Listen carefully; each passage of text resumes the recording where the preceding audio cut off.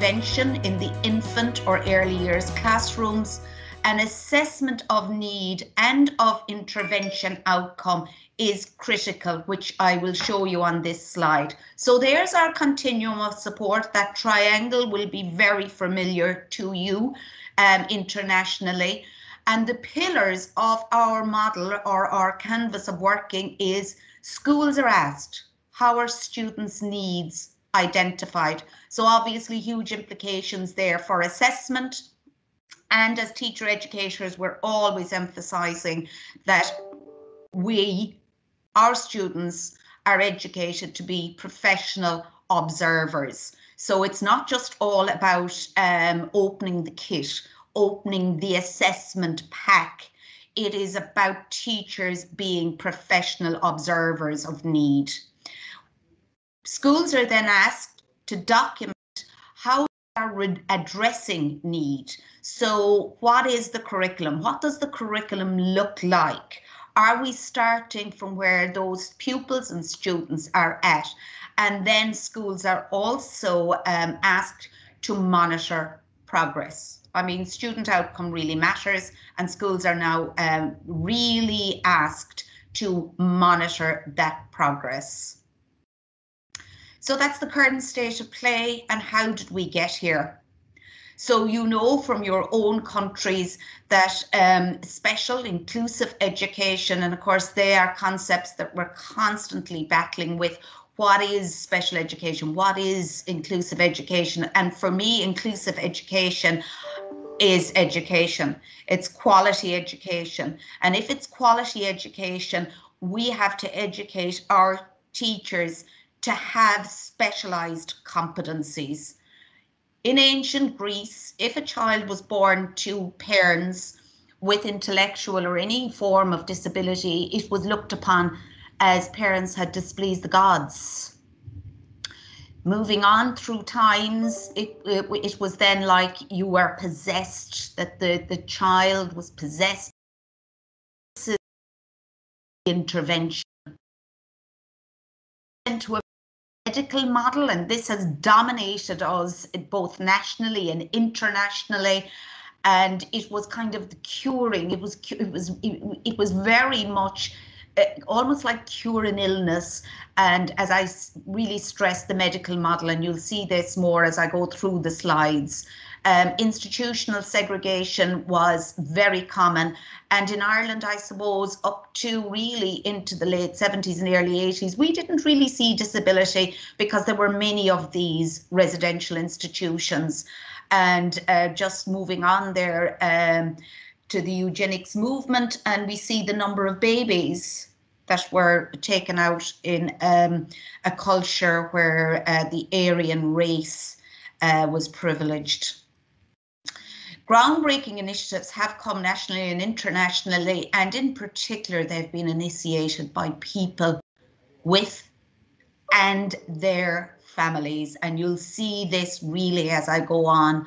I'm quoting there that, you know, the barriers that confront people with disabilities is less about their primary disability, and Vygotsky would have said that there are two levels really of disability, primary and secondary. The primary being your intellectual disability, your physical disability, no more than my slides show there. But Vygotsky would always have said that it was the secondary, it was people, it was society's attitude towards people that was really the most debilitating. So here's our road to inclusion. We're a young enough state, as you can see there. First special school, not until 1947. And you can see the language, how language has evolved. And you'll see this more as I go onwards. Extra influences were huge in an era where we didn't have the internet, but we began to hear about what was happening in America and around Europe, and the UK has been particularly influential to us. Coming back to family, that's a picture of Declan Costello. Declan Costello's father was our Prime Minister at a stage, and Declan himself went on to be our Attorney General here in Ireland. So Declan had quite a lot of agency, but I'm coming back to family members and how they have driven the agenda.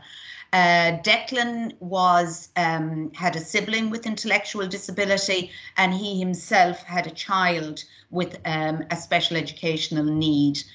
Patricia Farrell was a mom, just like I'm a mom, and she had a son with a particular disability. And at that time, when she posted an ad on the Irish Times, a newspaper that you will all know and that we still have here in Ireland, she really posted an ad because she was so frustrated. She didn't want to send her child away.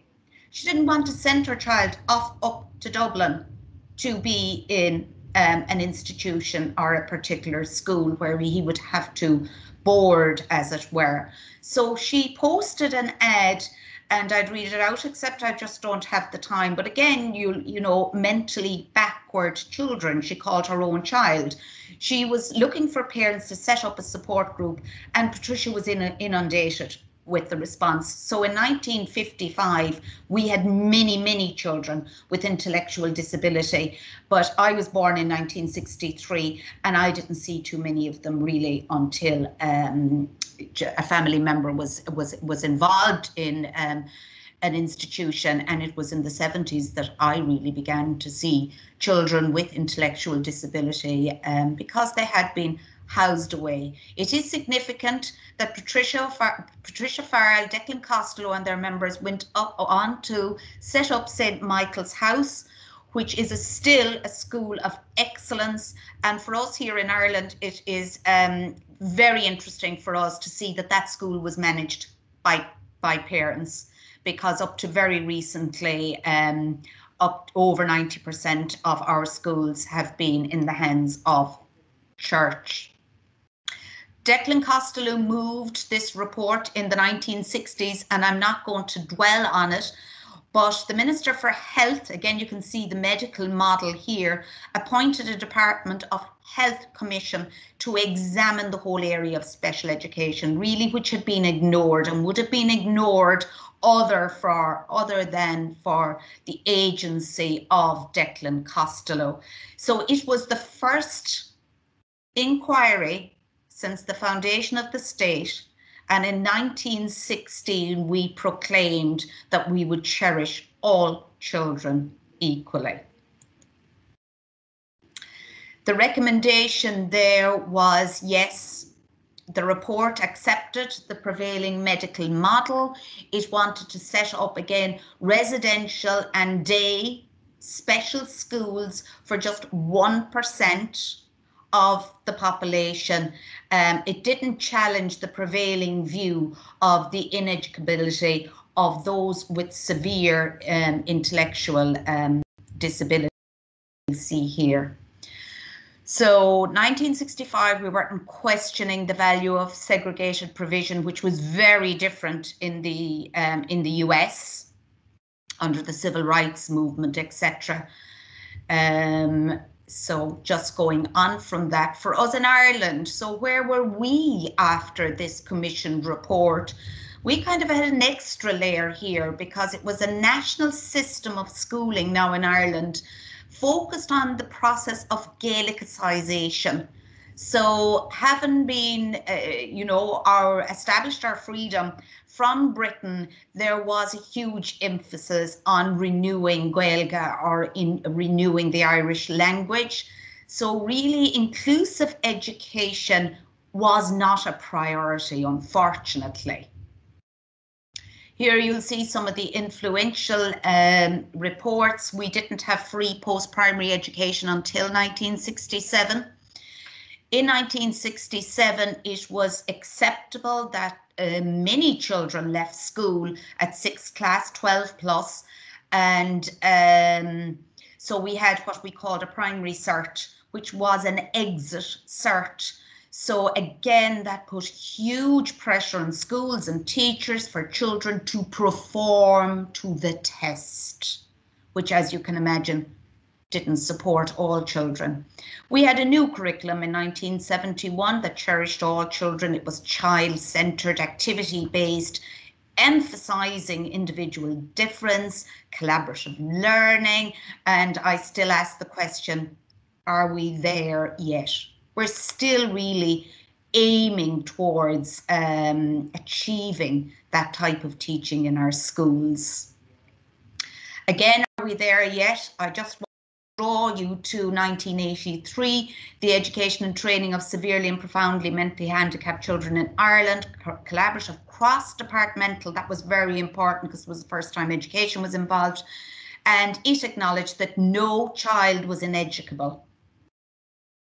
But many years afterwards, a decade afterwards, Mommy and Daddy had to fight a legal case for that which was supposedly in our legislation. So we have had a history of special school provision, and we still have these schools in our country. Schools for mild GLD or mild ID, moderate, severe and profound. Our Minister for Education in 1987 cautioned against dismantling segregated educational provision, and that still remains the case. We still have special schools in our country, and we still have special classes. And there is a huge growth actually in special classes in mainstream schools for children with autism or for autistic children. The Warnock report in the UK was hugely influential and really was the catalyst for our review committee in 1993, which again was really a good time because it was coming into the meeting of Salamanca. Other declarations there about inclusive education, education being a human right. And so I always ask, inclusive education based on the rights of all, or has it been based on the rights of a few? In 1983, all children in Ireland were to be viewed as educable, and they had this right to an education. These are the O'Donoghue family. Had to go on and fight a 3-year battle, which ended in the High Court, to gain education up to the age of 18 for their son who had severe and profound ID. Cathy Sinnott had to come years later and fight for an education, but one that was appropriate to need. Margaret, you have about 5 minutes. Okay. Salamanca was really influential across Europe and was extremely influential to us in Ireland because we were one of those countries that signed up to calling upon us to adopt in law or policy the principle of inclusive education. So very, very influential to us. And it came really at a good time because we were after publishing our national reports, CERC. So I won't dwell on the Salamanca statement other than to emphasize how important it was to us, how important it still is to us in framing our legislation and policy. It really took us from what we called integration, really a geography term, to inclusion, which is based on education. I'm going to just put in Madeleine Will there because I'm talking about how influential parents have been. Madeleine Will was the Minister for Education in the US, the mother of a child with special educational needs. And when we brought in the resource model or special education, there was a lot of pull-out, as they called it in the US. We call it withdrawal from classrooms here. And Madeleine Will, and many of us since, question how inclusive education is.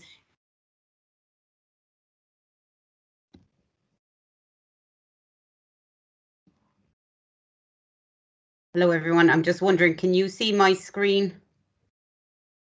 Yes, yes, we can, yeah. You can see my screen, okay.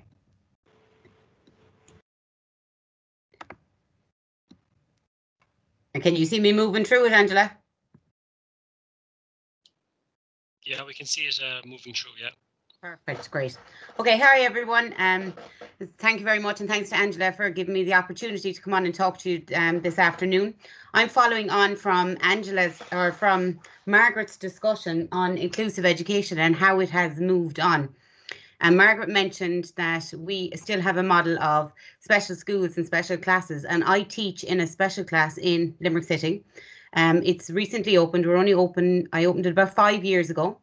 We're a very progressive school, and we have they're young pupils, but we had a huge amount of special needs coming to us for the last number of years. We're very fortunate that we have fostered a great link with Mary Immaculate College, and a lot of our staff have engaged in continuous professional development of all sorts with Mary I. I myself am currently doing a PhD by research. So as part of that, and with my work in school, I collaborated with As I Am Autism Charity and Mary Immaculate College and SuperValu Ireland. SuperValu Ireland are a grocery store in Ireland, a big food chain in Ireland. So they helped sponsor this resource. And it was born out of the back of looking at COVID and all of the lockdown and everything that happened in Ireland, and I'm sure in your own countries, in the last number of months. We found that it was going to have a huge impact on our students with autism.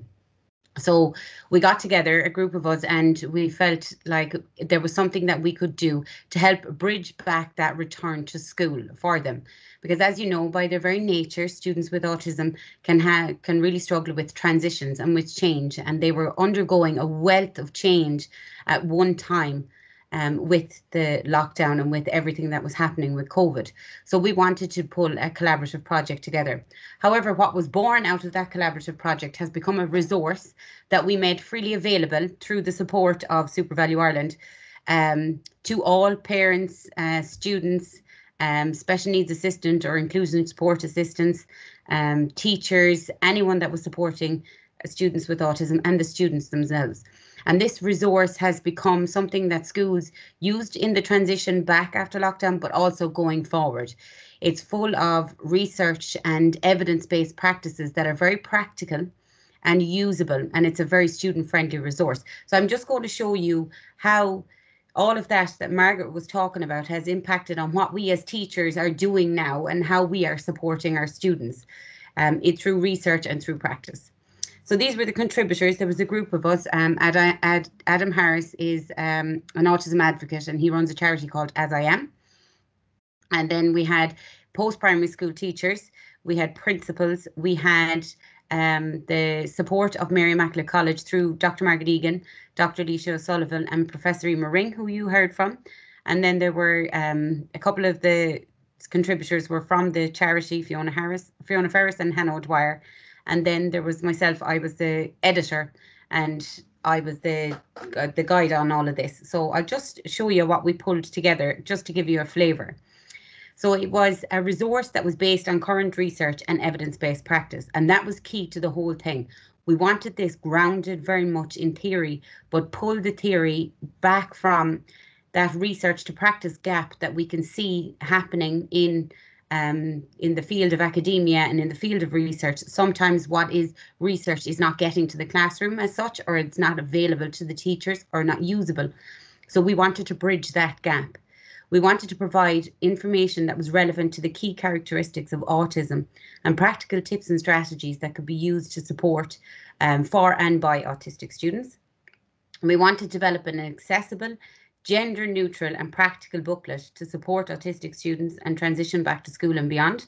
And I just want to say that I use the term autistic students because those that were advocates for the charity explained to us that the autistic community preferred to be called by autistic students as opposed to the norm that we use, which is person first language. But I just want to clarify that for you there.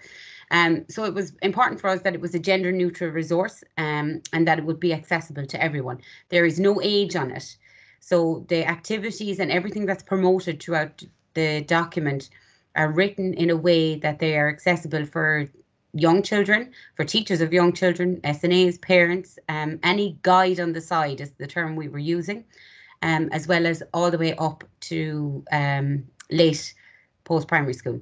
So activities were not age defined, and we were really wanted to do this because very often you cannot pitch, because of autism is on a spectrum. You don't know what levels, cognitive levels the students are at. So we wanted it to make it available to everyone.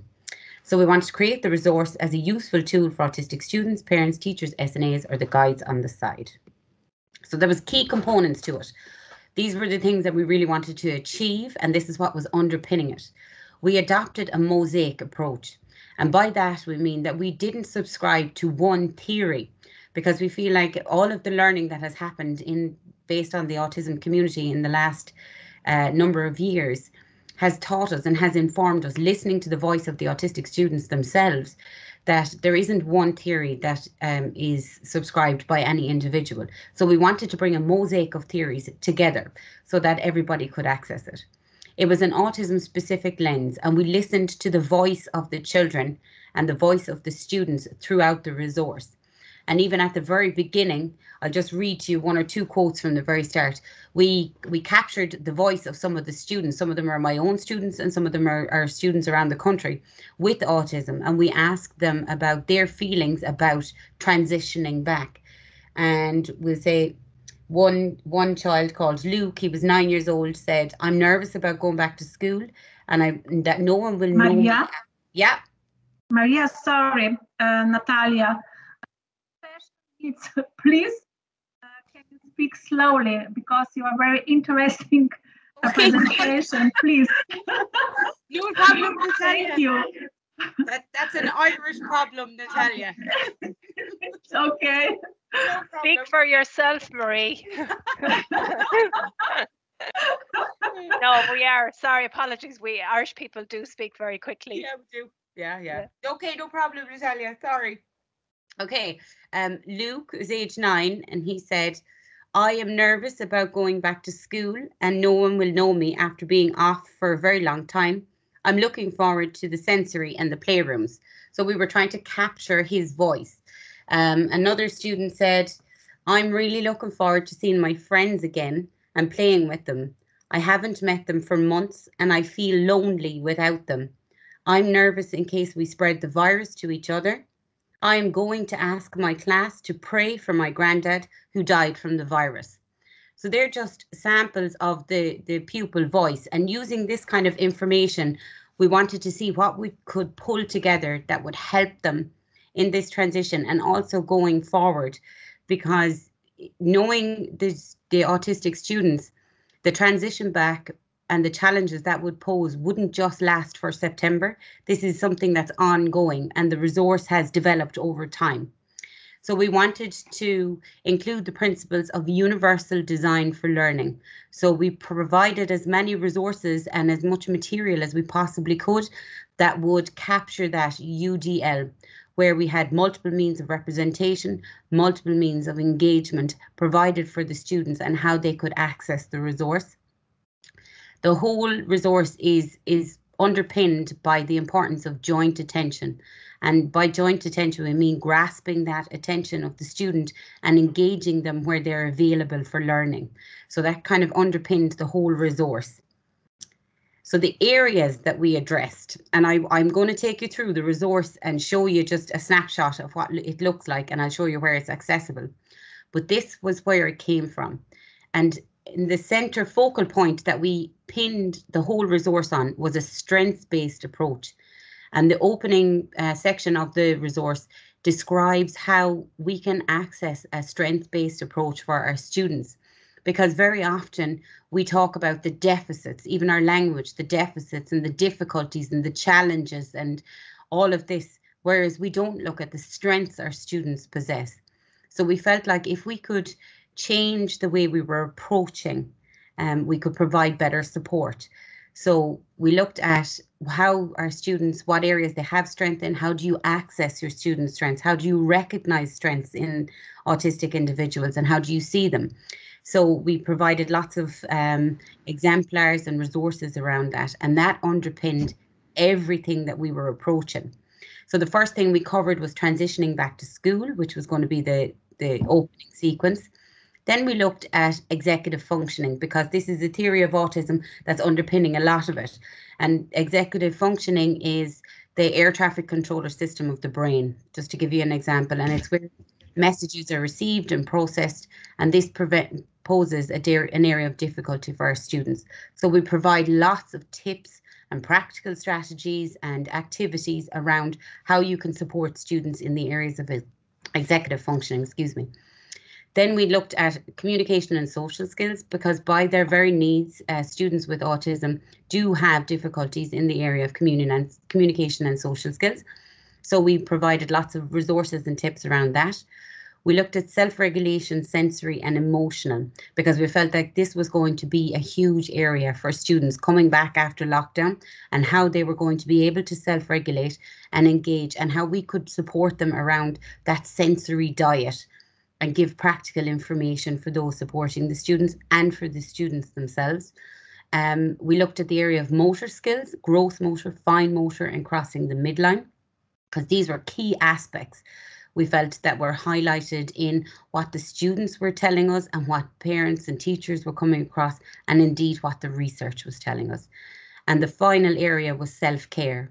And through self-care, we wanted to highlight the changes that the students were going to have to engage with because of COVID, because of the response, and because of the changes that were going to be in our schools. So we were looking at areas around hand sanitizing, wearing masks, all of that, being comfortable in that environment, understanding social distancing, and all of this new language that our students were going to have to come to terms with. So if I can just bear with me, I'm going to come out of this and I'm actually just going to show you the resource. And I'll provide a link with Angela where the resource is available for you can go and have a look at it yourself. It's free to download. So everything in the resource is free. Also on the website, because at the time we were limited with how much we could use, we only had 50 pages available in the resource to print, because we printed 20,000 copies of this and gave it to stores throughout the country, and it was free for people to access, and it was kind of snapped up fairly quick. So what we did throughout the resource were any of the additional materials that didn't make the actual booklet were all put up on the internet, online on the website, and they're free to download by anybody and free to use. And there are tips and strategies and guidelines provided and written for all of this, and that it's underpinned by research. So if you just bear with me for 2 minutes. Angela, am I okay for time just to take them a quick walk through?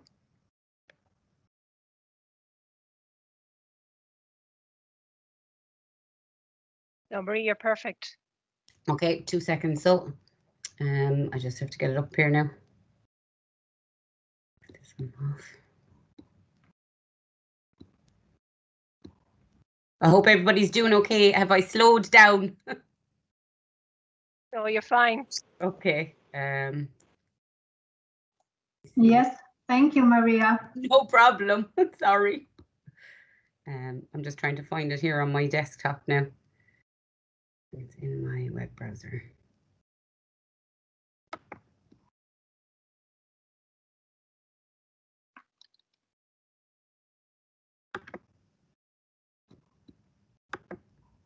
I'm sorry, it's just link is going. Oh, here. Now, can you see this? Yes. Great. Yes. Okay, this is what the cover looks like. And this is Alex on the front. And Alex is gender neutral. So he's not a boy or a girl, or he or she. They are not a boy or a girl. And we wanted this because so that students could recognize themselves and decorate Alex the way they felt Alex should be. We can use Alex in the third person, or students can put themselves in Alex's shoes throughout the document. So it's supposed to be visually appealing for students with autism. So the front of it is actually, they can color it in and they can doodle on it and make it their own. So inside, this is some of the people that organised it. This is the voices from the community. I just read you a very brief one or two there. These are the students with autism and what they were saying to us. And then here you'll see down at the bottom where it says scan me. This is the QR codes. and we made QR codes for all of the resources in all of the different areas, those key component areas throughout the document, so that your autistic students or their parents or whoever was supporting them, the teachers that were working with them, if they were engaging in some of the activities in the workbook and they wanted to find out more information, they could scan the QR code. It will take them directly to that part on the website that's linked in with that further information relevant to what they want to find out. So it was just very easy to access for everybody. So this is our table of contents, and these are the areas that I spoke to you about, the research areas underpinning it: the mosaic approach, the autism-specific lens, the universal design for learning, and joint attention. And one of the key areas that we wanted highlighted throughout this document was listening to our students and accessing that student voice. We wanted that captured from the very beginning. So this was going to be about supporting them in their journey. So then we started with a strengths-based approach. And as you can see, there are little images and activities that are highlighted throughout, and it gives top tips in every section for whoever is supporting the student, and that brings in the rationale and the research behind each of the areas that we're highlighting. They can scan the QR code, and then each section is followed on by a couple of worksheets or activity sheets that can be used as conversation starters, so that you can sit with the student or you can ask the student themselves.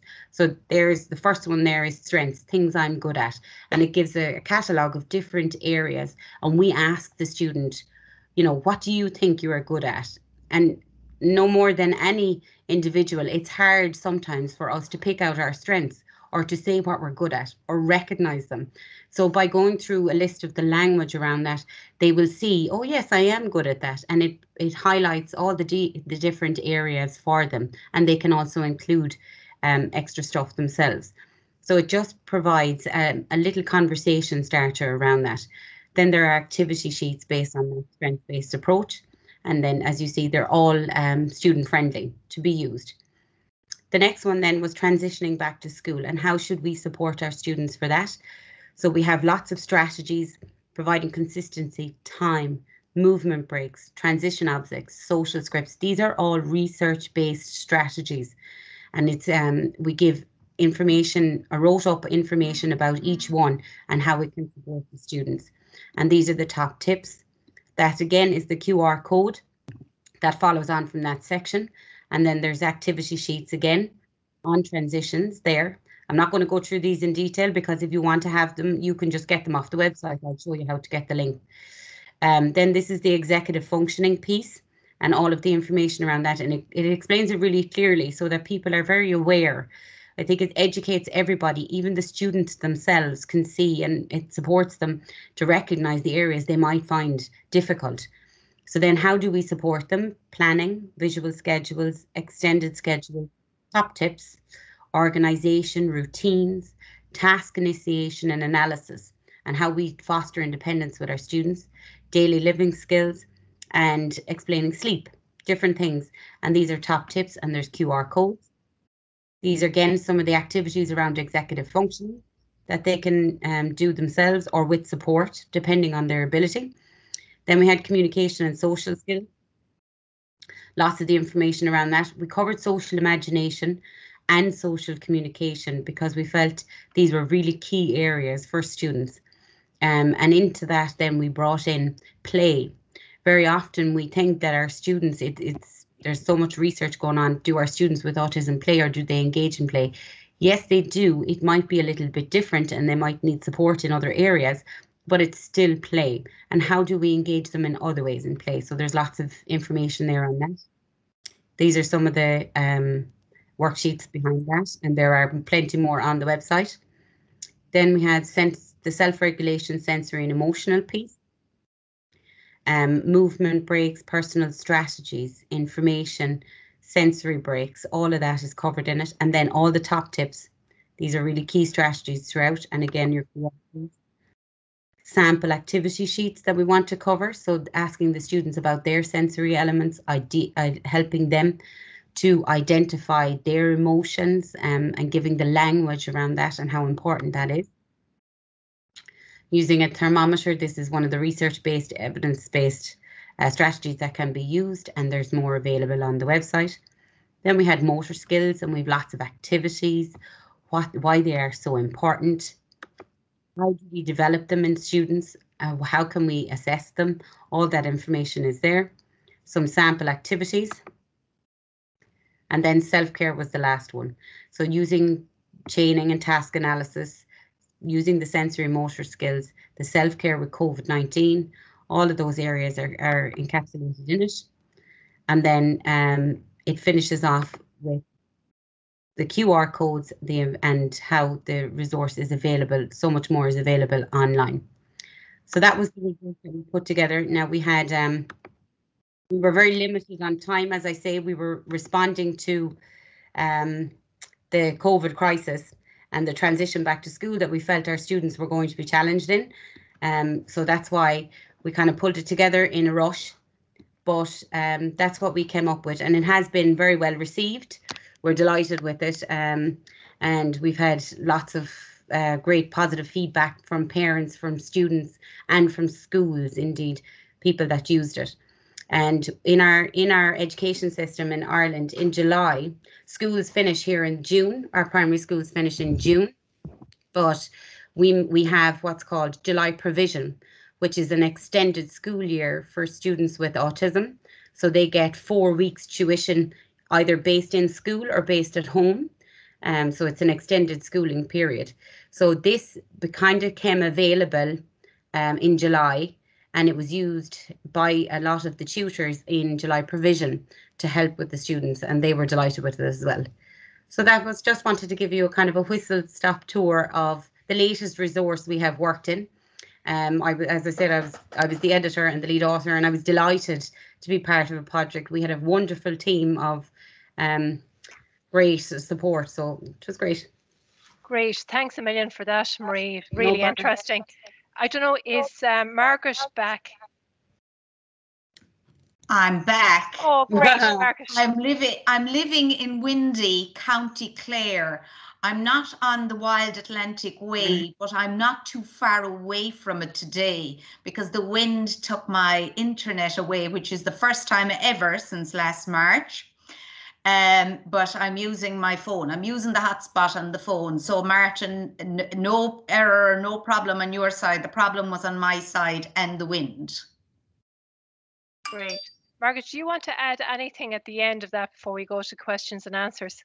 It's a bit like breakout rooms now. I'm not going to go to the time of bringing back up the presentation, but I suppose one thing I wanted to stress is, I mean, that's such a beautiful little resource from Maria, isn't it? And as she stresses the whole way through it, it's all evidence-based interventions. And really, it's worthwhile going into it and going into the website because there's much, much, much more there. And as we say, all evidence-based. I suppose one thing I wanted to highlight is, you know, Baroness Warnock of the Warnock Report says that that feeling of belonging is crucial to all learning. So we have to ask ourselves, in whatever setting the child is, does this child belong? If that child is not participating, that child won't have that sense of belonging. So we need to constantly ask ourselves this from a practical level of teachers and teacher education, but also at a policy level. Will that child participate in that environment? So again, my slides end up with the implications for student agency, for the agency of parents and students, maybe some of whom have been traditionally marginalized, and are they being further marginalized? We have to ask that question in an era where we have to avail of blended learning. So in the midst of COVID, I think that statement from Baroness Warnock is more, what would I say, it asks us greater questions than ever. She said it in 2005, but it does ask greater questions. Are our students participating? Do they belong in whatever system we are providing? Following on from Maria's initiative it was very much, and I'll put these at the in my useful readings, Angie. Okay. I suppose the resource was very rooted in that book, Autism from the Inside Out, Peter Lang Publications. Other useful texts, this one is from our own Mary Immaculate College Curriculum Development Unit. It's becoming dated because it's a 2011 publication, but I think it would be very useful, Angie, to your audience, because it goes through every area of the curriculum, and it's specific to general learning disability, or ID. I'll put all that up, Margaret.